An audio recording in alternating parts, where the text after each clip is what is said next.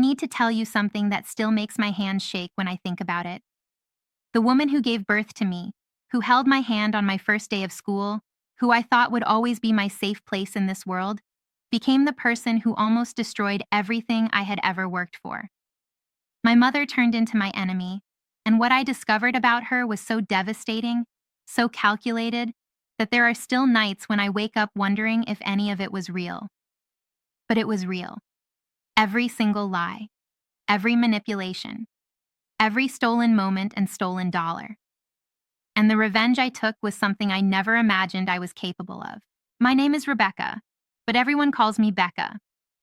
I'm 34 years old, and I live in a modest but comfortable home in the suburbs of Charlotte, North Carolina, with my husband John and our 2 children, Lily, who's 7, and Marcus, who's 4, named after my late father. Until 2 years ago, I believed I had the kind of mother-daughter relationship that other people envied. My mother, Diane, was the woman who always seemed to sacrifice everything for her children. At least, that's what she wanted everyone to believe. That's what I believed for 32 years of my life. Let me take you back to where it all began, because you need to understand the foundation of my relationship with my mother, before you can comprehend how completely she betrayed me. I grew up in a small town in Virginia called Meadowbrook. It was the kind of place where everyone knew everyone, where neighbors brought casseroles when someone was sick and showed up at every high school football game. My father, Marcus Thornton, owned a small hardware store that had been in his family for 3 generations. It wasn't a gold mine, but it provided us with a comfortable life. We weren't rich, but we never wanted for anything important.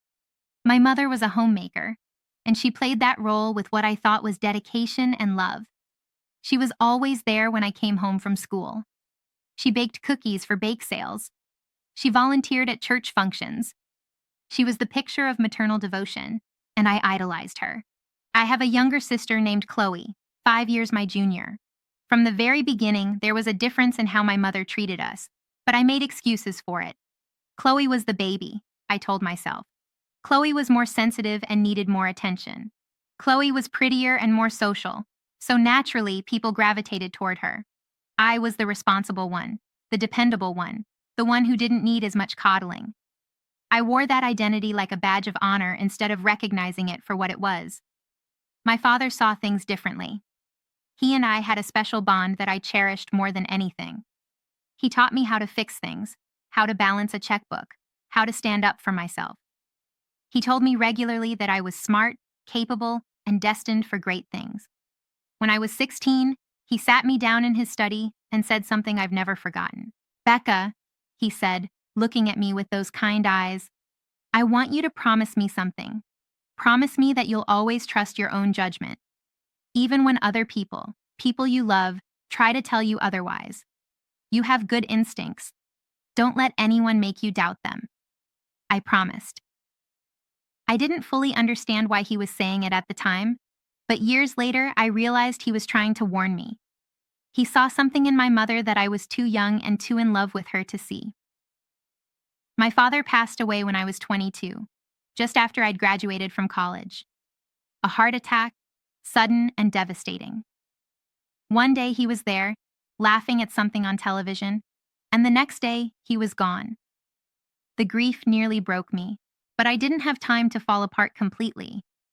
My mother fell apart enough for both of us. She stopped eating. She stopped getting out of bed. She needed me constantly, and I stepped up because that's what I'd been trained to do. I was the responsible one, the dependable one, the one who held everything together. What I didn't know then was that my mother's grief was only partly about losing her husband. The other part, the part she hid from everyone, was about what his death meant for her financial situation. You see, my father had been smart. He'd saved money. He'd paid off the house. He had life insurance. And he'd left very specific instructions in his will about how everything should be divided. The house went to my mother for her lifetime, after which it would be sold and the proceeds split between Chloe and me. His life insurance, $250,000, was also split. Half went to my mother, and a quarter went to each of his daughters. I received $62,500 when I was 22 years old, and at my father's written request, it was placed in a trust that I couldn't access until I turned 25. He wanted to make sure I was mature enough to handle it wisely. Chloe received the same arrangement. My mother received $125,000 outright, plus she now owned a fully paid-off house worth about $300,000. Plus she received my father's Social Security benefits and a small pension from his years working for a manufacturing company before he opened the hardware store. She was, by any reasonable standard, financially comfortable. But to hear her tell it, she was destitute. From the moment my father died, my mother began a narrative that I now recognize as pure manipulation. She couldn't possibly afford the utilities on the house alone. She had no idea how she would pay for groceries. The taxes on the house were going to bankrupt her. She needed help, and she needed it constantly. I was young. I was grieving. I was desperate to prove that I was the good daughter, the one she could count on. So I gave her money, regularly. Even though I was working an entry-level marketing job and barely making enough to cover my own rent in the small apartment I shared with a roommate in Richmond. For the next several years, this pattern continued.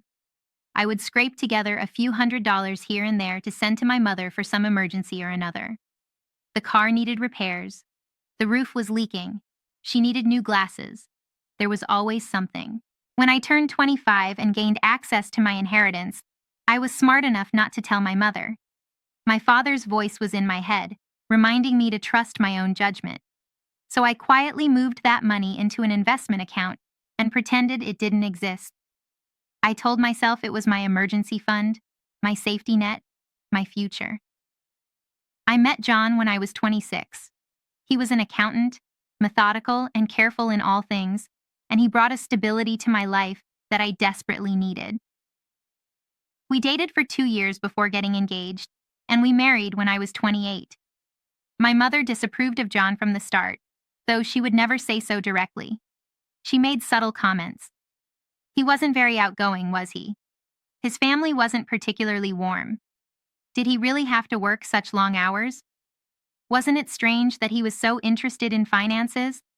The implication was always that there was something wrong with him, something I was too naive to see. What she really didn't like was that John saw through her. The first time he met my mother, we drove to Virginia for a weekend visit. She was gracious and welcoming, cooking a big dinner and making a fuss over him. But that night, after we'd gone to bed in my old childhood room, John turned to me with a troubled expression. "Becca, I don't want to overstep," he said carefully. "But does your mom always talk about money like that?" I asked what he meant, and he pointed out something I'd become so accustomed to that I no longer noticed it. Throughout the entire evening, my mother had mentioned money at least a dozen times. How expensive groceries had become. How she wished she could afford to get the porch fixed. How lucky we were that we both had good jobs. How she hoped we were saving properly because you never knew what life would throw at you. "It's like she's keeping a running tally," John said. "Of everything she doesn't have and everything she thinks you do." I dismissed it. That was just how she was. She'd been through a lot, losing my father. She worried about things. It didn't mean anything. But John planted a seed that night, and over the next few years, I started to notice things I'd previously ignored. When our daughter Lily was born, my mother came to stay with us for 2 weeks to help. At first, I was grateful. I was exhausted and overwhelmed, and having her there felt like a lifeline. But slowly, I noticed that she wasn't really helping. She criticized everything I did. I was feeding the baby wrong. I was holding her wrong. I wasn't sleeping when the baby slept. I was too anxious, and babies could sense anxiety. By the end of the 2 weeks, my confidence as a new mother was shattered. I felt incompetent and afraid. And somehow, despite the fact that she was supposed to be helping me, I was the one cooking most of the meals and doing the laundry because she was too tired from all the help she was providing. John noticed. He asked me gently if I was okay. I broke down crying and admitted that I felt like a terrible mother and I didn't know what I was doing wrong. He held me and said something I'll never forget. "Becca, you're a wonderful mother. You've been a wonderful mother from the moment Lily was born. But I've watched your mom this week, and I need you to really hear me when I say this. She's not here to help you. She's here to control you. And she's doing it by making you feel like you can't function without her. I was angry at him. How dare he criticize my mother, who had dropped everything to come and help us, who had sacrificed so much for me growing up, who loved me unconditionally.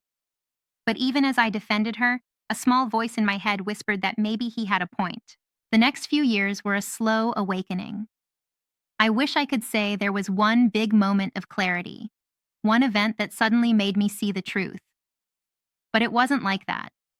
It was a gradual accumulation of small moments, small betrayals, small lies that I caught and explained away until I couldn't explain them anymore.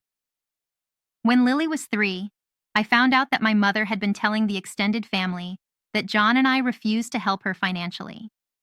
This came to light when my aunt called me, furious, to ask why I was being so selfish. My mother had apparently told her that she'd asked me for help with a medical bill, and I'd refused. I had never refused her anything, and I had no idea what medical bill she was talking about. When I confronted my mother, she broke down in tears and said there must have been a miscommunication. Maybe she'd mentioned needing help with a bill, and I'd been distracted and hadn't heard her. It certainly wasn't on purpose. She would never lie about something like that. How could I think so little of her? I apologized. I gave her money for the phantom medical bill, and I told my aunt that it was all a misunderstanding. But I didn't forget. When I was pregnant with Marcus, our second child, my mother offered to throw me a baby shower. I was hesitant because of how stressful her previous help had been, but Chloe convinced me to let her do it. Mom really wanted to, Chloe said. It would make her so happy. So I agreed, and my mother planned an elaborate baby shower at a rented venue with catering and decorations and the works. She sent out invitations to everyone we knew. She told me not to worry about anything, that this was her gift to me. After the shower, which was admittedly beautiful, I sent thank you cards to everyone who had attended. And that's when I discovered the truth. My friend Amy mentioned casually that she thought it was generous of my mother to ask for cash contributions toward the shower expenses. I had no idea what she was talking about, so I pressed for details.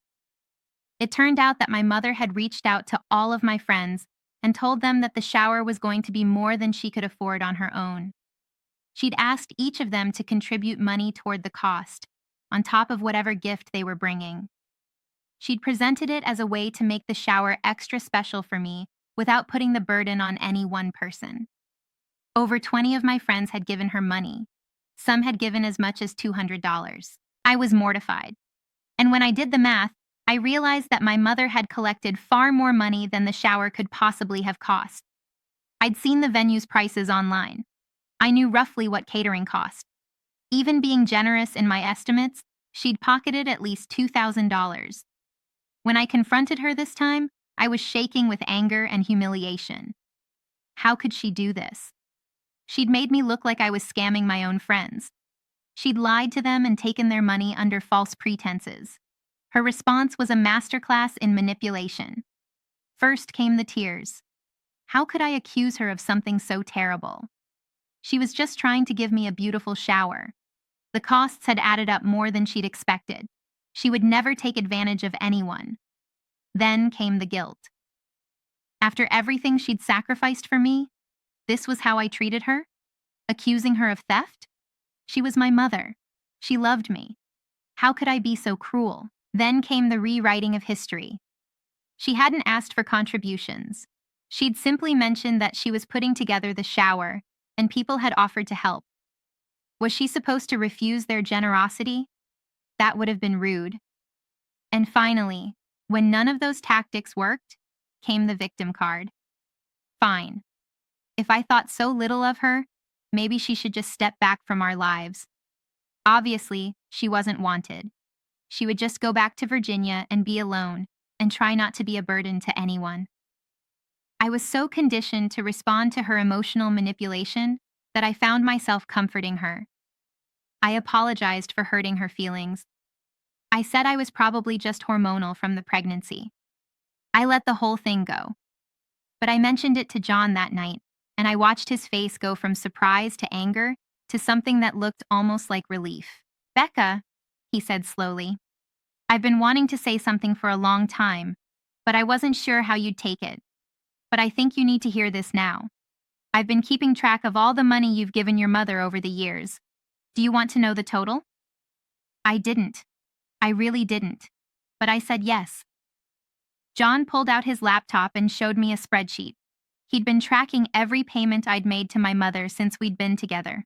Every emergency, every loan that was never repaid, every gift that turned out to be an obligation.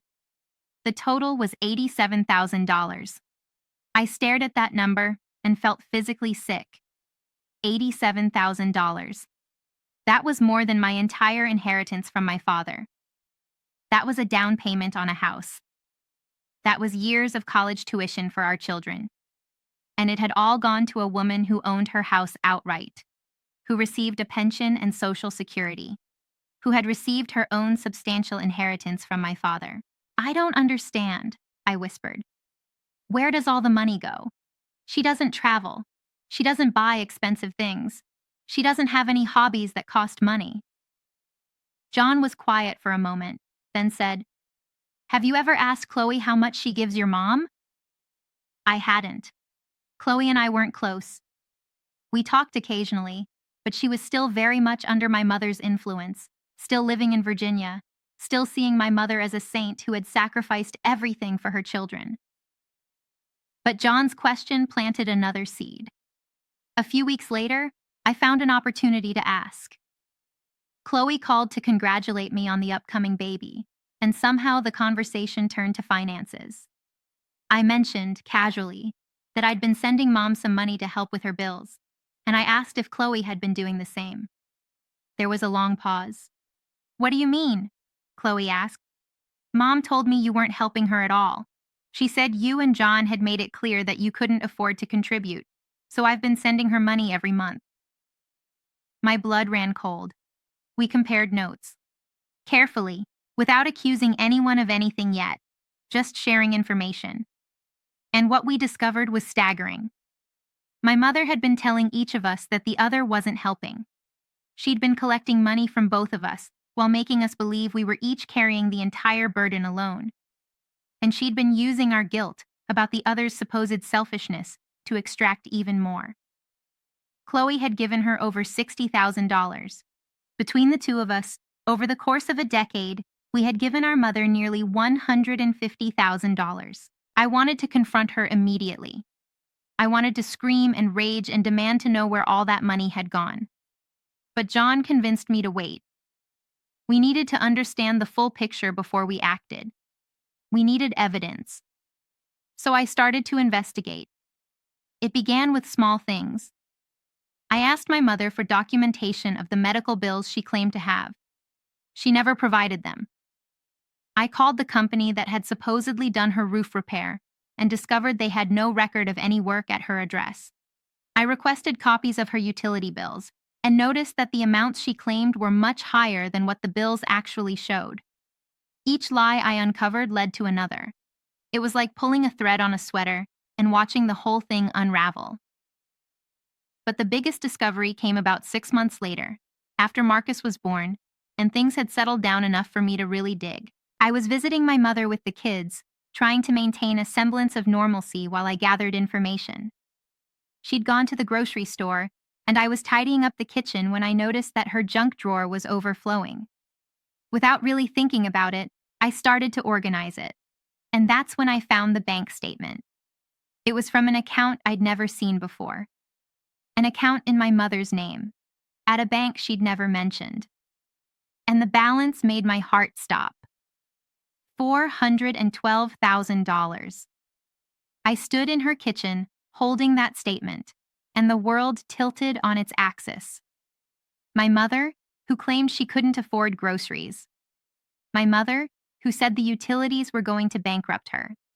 My mother, who had taken nearly $150,000 from her daughters while telling each of us the other was abandoning her. She had over $400,000 sitting in a secret account. I took photos of everything, every page, every transaction. Then I put the statement back exactly where I'd found it.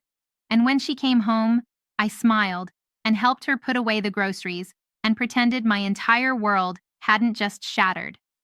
That night, back in Charlotte, I showed John what I'd found. "Where did it come from?" I asked, even though I already knew part of the answer. John analyzed the statement carefully. "These deposits here," he pointed, "those match the amounts you and Chloe have been sending. But look at these. Larger deposits, regular intervals, almost like income from somewhere." We traced the deposits back through dates I could verify, and that's when another piece of the puzzle fell into place. The hardware store. When my father died, the store had been struggling. My mother had told us she'd sold it at a loss, barely breaking even, just to get out from under the burden. We'd never questioned it because we were grieving and we trusted her. But now, with this new information, I started to dig. It took weeks. Freedom of information requests, calls to the county clerk's office, conversations with my father's old business partner who had retired to Florida.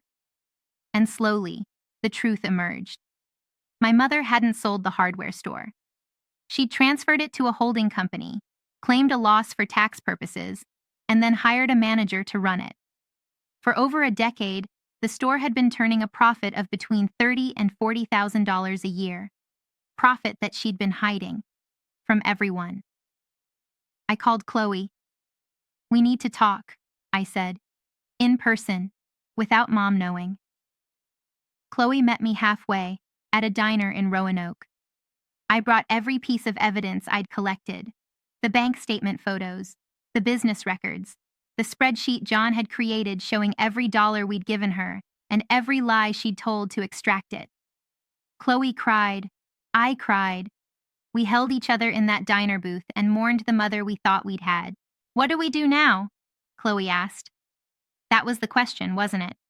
What do you do when you discover that your mother is a fraud? That the woman who raised you has been systematically manipulating and stealing from you for years? That every sacrifice she claimed to make was actually an investment in her own secret wealth? Part of me wanted to walk away, to cut her off completely, and never speak to her again. But that wouldn't be justice. That would just be surrender. She had taken from us. Not just money, though that was staggering enough. She'd taken our trust, our peace of mind, our relationships with each other. For years, Chloe and I had been distant because my mother had kept us that way. She'd played us against each other, making each of us think the other was selfish and uncaring. She'd isolated us so that we'd each depend only on her, so that we'd never compare notes and discover the truth. That manipulation felt almost worse than the money.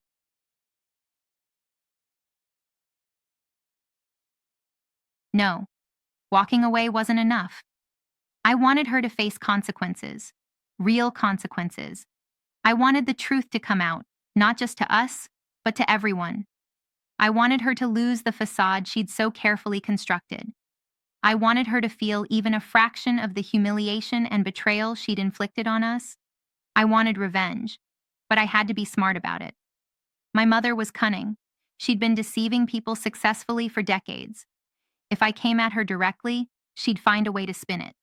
She'd cry. She'd claim persecution. She'd turn herself into the victim and me into the ungrateful daughter attacking a defenseless old woman.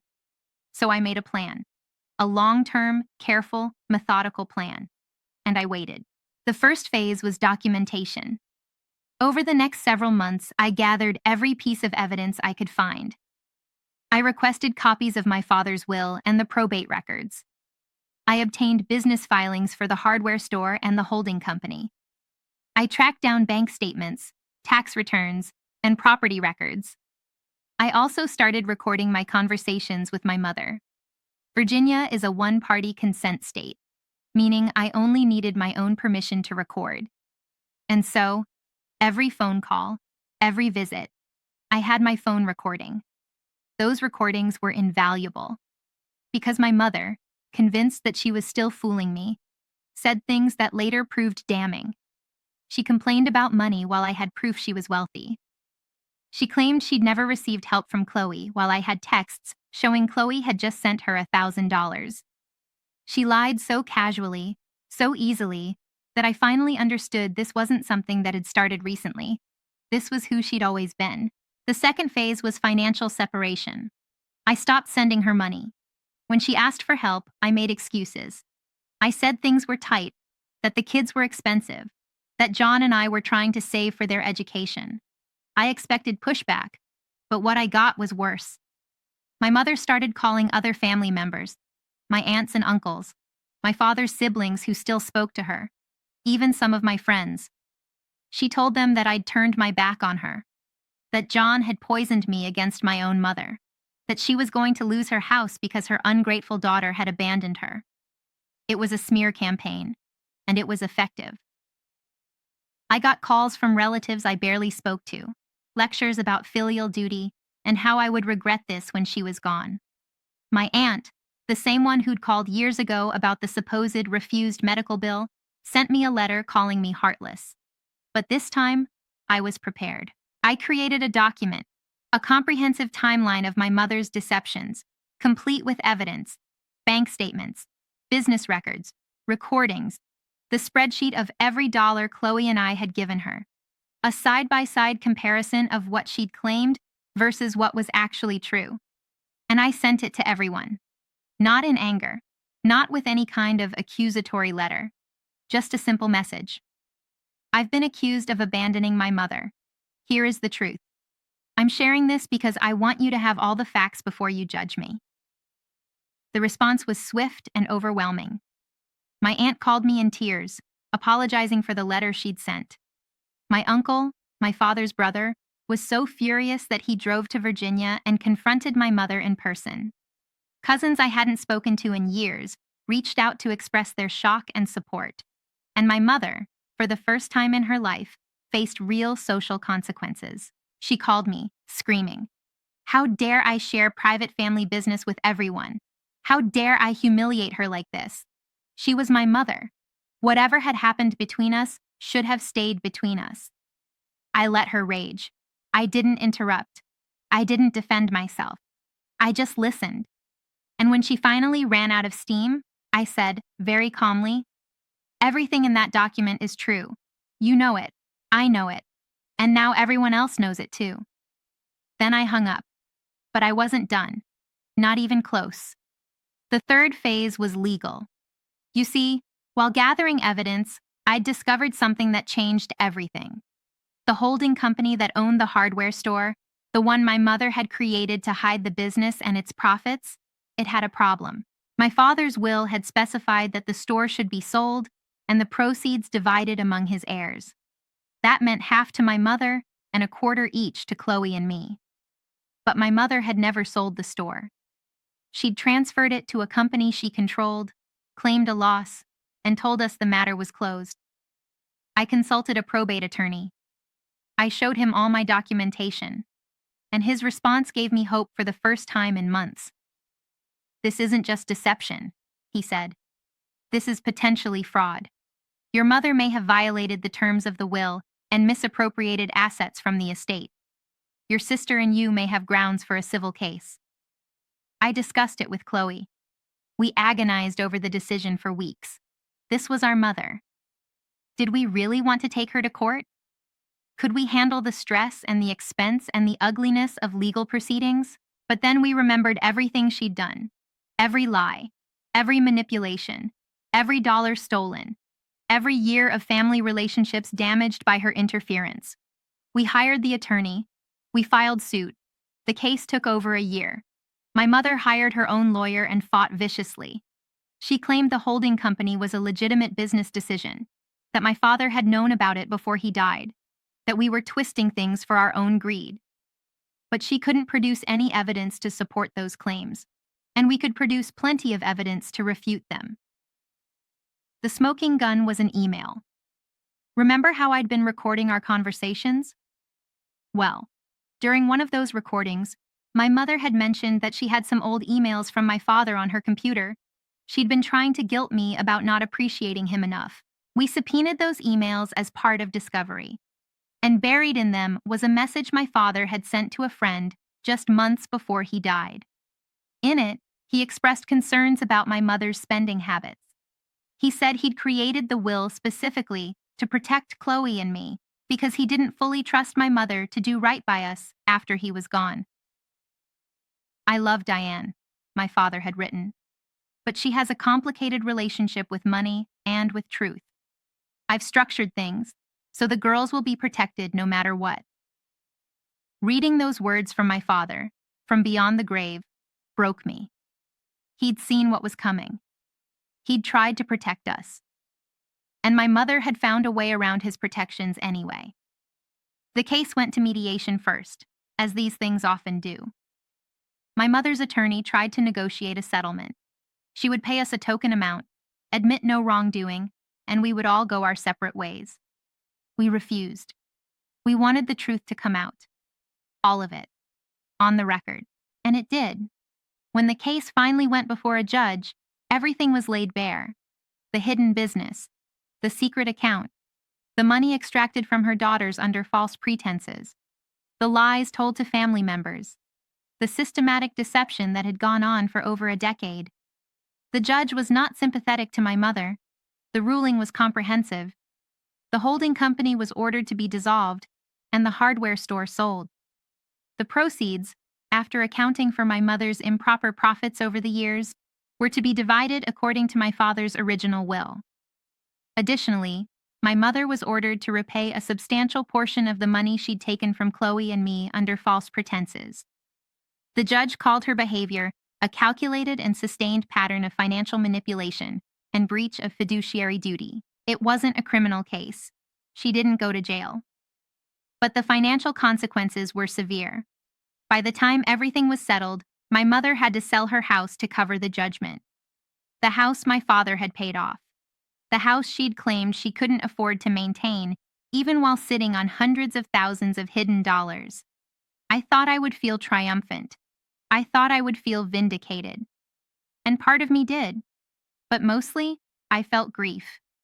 Grief for the mother I thought I had. Grief for the relationship I'd believed was real. Grief for all those years of manipulation and lies, for the childhood memories now tainted by the knowledge of who she really was. Chloe and I grew closer through all of this. We'd been kept apart by our mother's machinations for so long that rediscovering each other as adults felt like a gift. She moved to North Carolina, just a few towns over from me. Our children are growing up together. We call each other every day.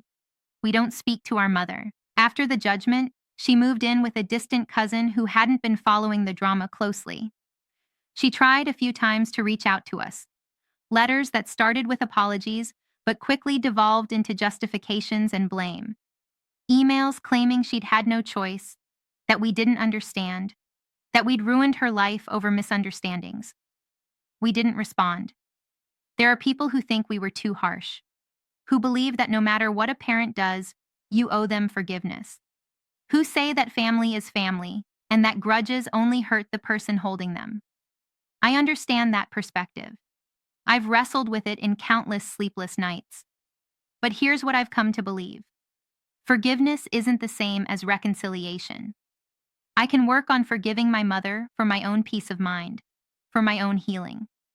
But that doesn't mean I have to let her back into my life. It doesn't mean I have to give her another opportunity to manipulate and deceive me. Some relationships are too broken to be repaired. Some trust, once shattered, can never be rebuilt. And sometimes, the healthiest thing you can do is walk away and build a new life without the person who hurt you. That's what I've done. But the story doesn't quite end there. Because there was one more revelation, one more secret that came to light during the legal proceedings. And it changed my understanding of everything. Remember how I mentioned that my mother had old emails from my father on her computer? Well, when we subpoenaed those emails, we got more than we bargained for. My father, in his final months, had been keeping a journal. He saved it as a document on the family computer, which my mother had inherited. She clearly never read it, or if she did, she didn't think it was significant enough to delete. But we found it during discovery. In that journal, my father wrote about his life, his hopes, his fears. He wrote about his love for Chloe and me. He wrote about his struggles with the business, with his health, with his marriage. And he wrote about the affair. My mother had cheated on my father early in their marriage before I was born. He'd discovered it when I was a toddler, and Chloe wasn't even conceived yet. He'd almost left her, but she'd begged him to stay, promised to change, and he'd loved her enough to try. But he'd never fully trusted her again. The will, with its protections and stipulations, was born from that broken trust. He'd stayed with her for us, for his children, but he'd spent the rest of his life waiting for the other shoe to drop. Reading my father's words, feeling his pain and disillusionment across the years, I finally understood something important. My mother's deceptions hadn't started with money. They'd started with betrayal. She'd been lying and manipulating for her entire adult life. My father had known. He'd tried to protect us anyway. He'd died still loving her, still hoping she might change. But he'd known deep down that she probably wouldn't. I wish I could have talked to him about it. I wish I could have asked him how he coped, how he stayed, how he managed to be such a wonderful father despite being married to someone who didn't deserve him. But I can't. All I have are his words, preserved accidentally, a final gift from beyond the grave. I shared the journal with Chloe. We cried together. We raged together. And then we made peace with the fact that some questions would never be answered. Our mother was who she was. Maybe something in her childhood had broken her capacity for honesty and genuine connection. Maybe she was simply born that way. It didn't really matter. What mattered was that we had broken free of her influence. We had found the truth. And we had found each other. It's been 2 years now since the court case ended. My life has moved on in ways I never expected. John and I are doing well. Better than well, actually. The money we recovered, combined with what I'd managed to save over the years, allowed us to pay off our mortgage and start college funds for the kids. We took a family vacation last summer, something I never would have been able to afford when I was still pouring money into my mother's endless demands. Lily is 9 now, bright and curious and completely unaware of the drama that consumed her early childhood. Marcus is 6, and he has my father's laugh. Sometimes I look at him and I feel my dad's presence so strongly that I have to step away to collect myself. Chloe met someone, a good man named David who treats her like she deserves to be treated. They're talking about getting married. When they do, I'll be her maid of honor, and we'll dance at her wedding, and our mother won't be there. Ellie, the neighbor who's known our family for decades, still checks in on us. She was the one who first suggested that something wasn't right with my mother, back when I was still blind to it. I didn't listen then, but I've thanked her many times since. I watched your father try to protect you girls for years, Ellie told me recently. He made me promise to keep an eye on you after he was gone. I'm just sorry I couldn't do more. I told her she'd done exactly what she could. She'd planted seeds of doubt that eventually grew into clarity. Sometimes that's all any of us can do for each other. As for my mother, I hear things occasionally. The cousin she was living with got tired of her demands and asked her to leave. She's in an apartment now, smaller and less comfortable than the house she lost. She still tells people that her daughters betrayed her, that we stole her money through legal trickery, that she's the victim of ungrateful children who abandoned her in her time of need. Some people believe her. That's the nature of manipulation. She spent a lifetime perfecting her performance, and there will always be an audience willing to buy tickets. But more and more people know the truth. The legal record is public. The evidence is undeniable. And every time she tells her version of events, someone eventually hears the real story. I've thought a lot about karma over the past 2 years, about justice and consequences, and whether the universe really does balance its books in the end. I don't know if I believe in cosmic justice, but I believe in the justice we create for ourselves. My mother spent decades building a carefully constructed world of lies. And when that world collapsed, it was because her own daughters found the courage to pull back the curtain. That feels like justice to me. Not vengeance, not cruelty, just truth, just consequences. just the natural result of building your life on a foundation of deception. The hardest part still is mourning the mother I thought I had. That woman, the devoted homemaker, the sacrificing parent, the pillar of our family, she never really existed. She was a character my real mother played, a role she inhabited when it served her purposes. But here's what I've learned. You can grieve for something that never existed. You can mourn the loss of an illusion. And that grief is real, even if the thing you're grieving isn't. I allow myself that grief. I don't fight it or feel ashamed of it. Some nights, I still cry for the mother I wish I'd had. I still feel the ache of that absence. But I don't let it control me anymore. I don't let it stop me from living my life, from loving my children, from building something beautiful and true with the people who actually deserve my trust. That's the real revenge, I think. Not the legal case, not the exposed lies, not the financial consequences. The real revenge is living well. Building a family that's based on honesty and love. Breaking the cycle of manipulation that my mother tried so hard to perpetuate. My children will never wonder if I really love them. They'll never be played against each other for my benefit. They'll never doubt whether they can trust me. Because I will never, ever become what my mother was. That's my promise to them. To my father's memory. To myself. I used to think that family was about blood, about obligation, about staying connected no matter what, because you were bound together by something deeper than choice. Now I know better.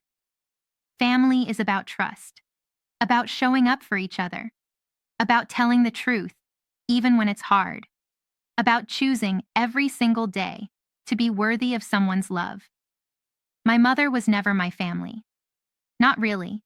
She was a woman who happened to give birth to me, who used that biological connection as a weapon for her own gain. When I finally saw her clearly, when I finally understood what she really was, the bond I thought we had evaporated like morning fog. What I have now is better. Chloe and I, rebuilding our sisterhood from the ground up. John and the kids, a home full of love and laughter and honesty. Friends who know my story and stand by me anyway. That's my family. My real family. Not the one I was born into, but the one I've created. And if there's a message in all of this, if there's something I want anyone hearing my story to understand, it's this. Blood does not obligate you to accept abuse. Parenthood does not excuse manipulation. And the people who hurt you do not get to decide when you've forgiven them enough. You get to decide. You get to draw your own boundaries. You get to protect yourself and the people you love from those who would use your trust against you. I spent 32 years trying to be the good daughter, trying to earn my mother's love through sacrifice and obedience and blind loyalty. And all I earned was exploitation. Now I'm done being the good daughter. Now I'm just me, with all my scars and all my strength. A mother myself, determined to do better. A sister, finally connected to the sibling I was kept from. A wife, grateful for a partner who helped me see the truth. A survivor. That's what I am now. A survivor of maternal betrayal. And if you're out there, listening to this, wondering if your own parent is manipulating you, wondering if you're crazy for questioning someone who's supposed to love you unconditionally, I want you to hear this clearly. Trust yourself. Your instincts are telling you something. And the people who truly love you will never make you doubt your own perception of reality. They'll never take from you while claiming to have nothing. They'll never turn your siblings or friends or extended family against you. They'll never make you feel like you owe them more than you can give. Real love doesn't work that way. It took me 32 years to learn that lesson. I hope it doesn't take you as long. My mother turned into my enemy. But in the end, she taught me something invaluable. She taught me what love is not. And in the space she left, I've learned what it truly is. That's her legacy. Not the money she stole or the lies she told. Just a daughter who finally knows the difference between manipulation and love. And a story that I'm sharing now, with anyone who needs to hear it. You're not crazy. You're not ungrateful. You're not a bad child for seeing through the performance. You're just awake. Welcome to the other side.